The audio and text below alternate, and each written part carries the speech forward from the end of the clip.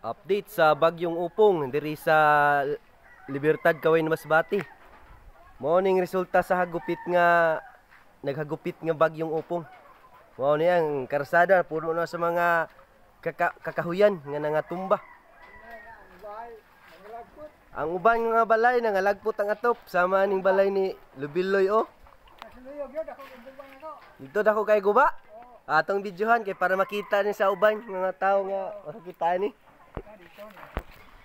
Mao ning bungbong ni Lubiloy diri sa likod oh, nangatoklap gyud. Grabe yung bagyuha gyud ay kusugi kayo ba. Grabe si Upong.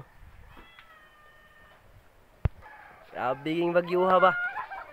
Apil yung kadamage ang tura-tura oh. Oh, ang atop nalagpot, tara ang atop ay.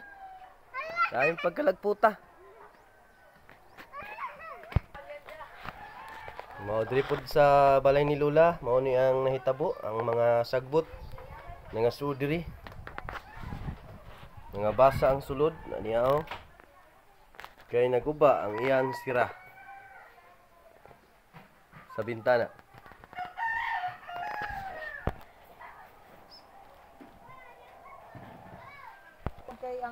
Digin magihang karsada karon diri. Tara oh, puno man sa mga kahoy. Napagay uban gani oh, nangatikay ang tangkal. Ihog manok Mario. Ah, Mario ay ihog manok. Ano tuklop sa daing atop di ay. Sa kapan ni noon. May gamay rag damage.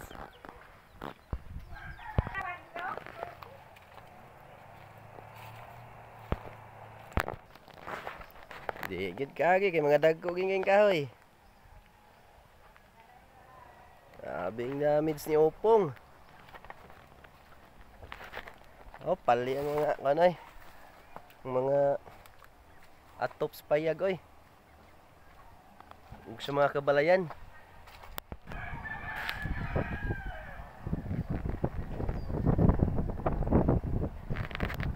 Ano imo nang gipatira ng gate ni Junior? Ang gipatira na nimo? Sos, patira nga. Kaway ayo eh. Ah, may damage si Magar? Ha?